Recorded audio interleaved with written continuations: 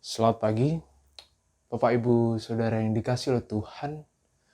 Senang sekali kita pada saat ini kita bisa beribadah secara onsite. Kita bisa berkumpul di tempat ini, tetapi perlu diingatkan juga bahwa kita perlu menaati protokol kesehatan yang ada supaya kita sama-sama menjaga di dalam peribadahan ini supaya tetap nyaman dan tentunya membawa damai itu sendiri. Begitu juga saya mengucapkan terima kasih kepada majelis jemaat yang sudah mengizinkan saya untuk bisa berpraktik khotbah di tempat ini. Bapak Ibu Saudara yang dikasihi oleh Tuhan, tema pada hari ini kita bicara mengenai berani berkorban. Yang dimana saya menggunakan dua bacaan kita, yaitu dari Yesaya 50 ayat yang keempat sampai ke-9a dan Markus 11 ayat yang pertama sampai yang ke-11. Bapak Ibu Saudara yang dikasihi oleh Tuhan, tentunya kita tidak asing lagi dengan siapa itu? Joko Widodo. Joko Widodo sendiri yang kerap disapa dengan Jokowi adalah Presiden Indonesia, bahkan yang masih menjabat sampai saat ini. Nah tentunya Bapak Presiden Joko Widodo sendiri, tentunya banyak orang yang mengeluh-elukan dia. Banyak orang yang memuji dia karena kinerjanya, karena mungkin teladan yang diberikan, kesetiaan kepada apa yang diberikan oleh rakyat kepadanya. Tetapi juga tidak sedikit bahwa ada orang yang tidak menyukai akan kehadiran Joko Widodo itu sendiri. Bahkan sampai ada yang berusaha untuk melengsarkan beliau dan lain sebagainya. Begitu juga Tuhan Yesus, Bapak Ibu Saudara. Tuhan Yesus memang dia dikenal sebagai nabi pembuat mujizat. Banyak melakukan mujizat, bahkan memberikan kabar baik mengenai kerajaan Allah. Tetapi dia juga tidak sedikit ada yang membenci Yesus.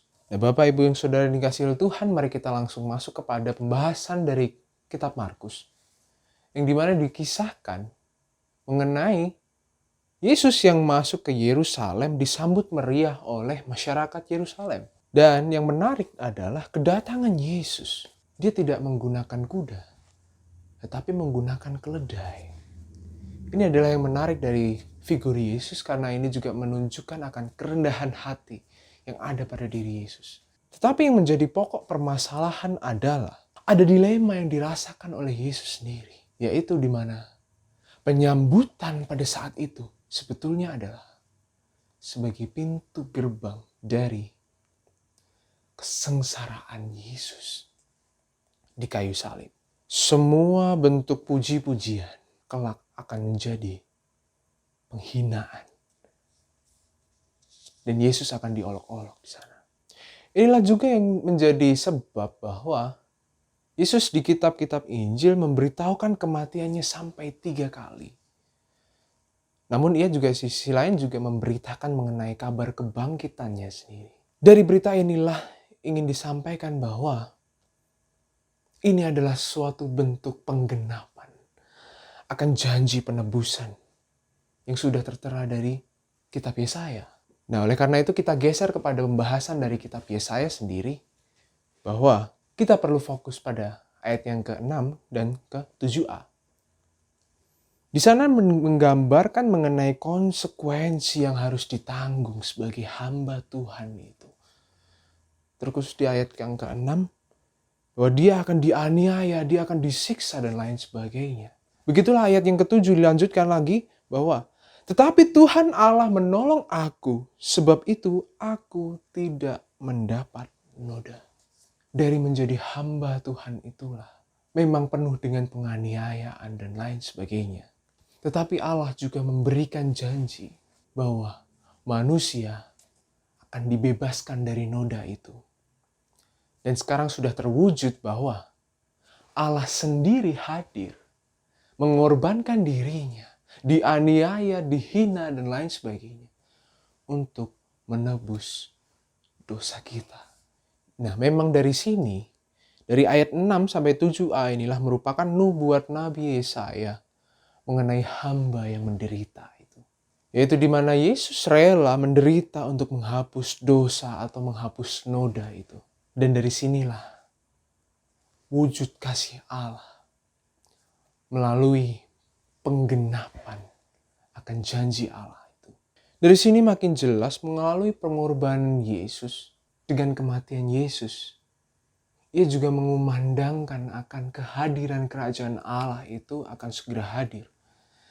Begitu juga ia mengabarkan berita-berita sukacita. Dia berkeliling ke Galilea, daerah Galilea, untuk mengkabarkan bahwa kerajaan Allah sudah hadir. Lalu apa tanda dari kehadiran kerajaan Allah itu sendiri, Bapak Ibu? Yang pertama adalah kasih. Yang kedua keadilan, kebenaran, kebaikan, anti-diskriminasi.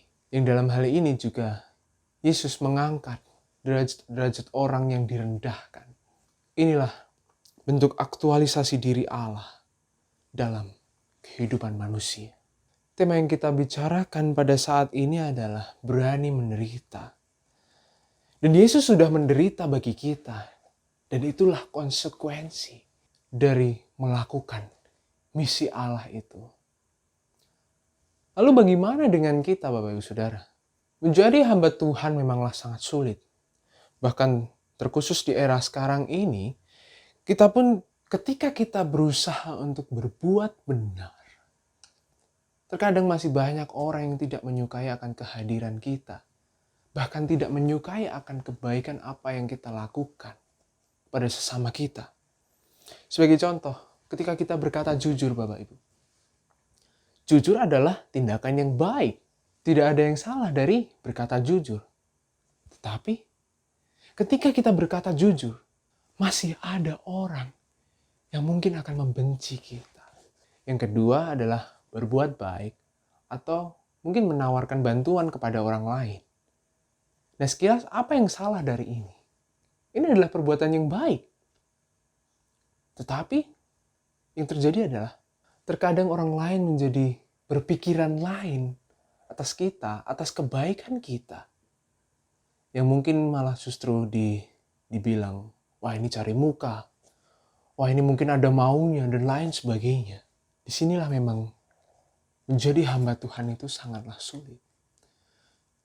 Tetapi lantas apakah kita lalu berhenti menjadi hamba Tuhan supaya terhindar dari segala yang buruk itu? Jawabannya adalah tidak, Bapak Ibu.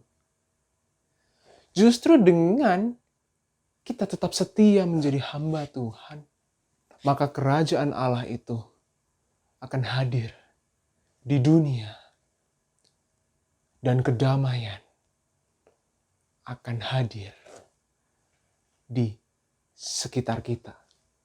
Selain itu adalah ketika kita menjadi hamba Tuhan, kita sama saja juga mewujud nyatakan kasih Allah yang sudah terlebih dahulu Allah berikan kepada kita.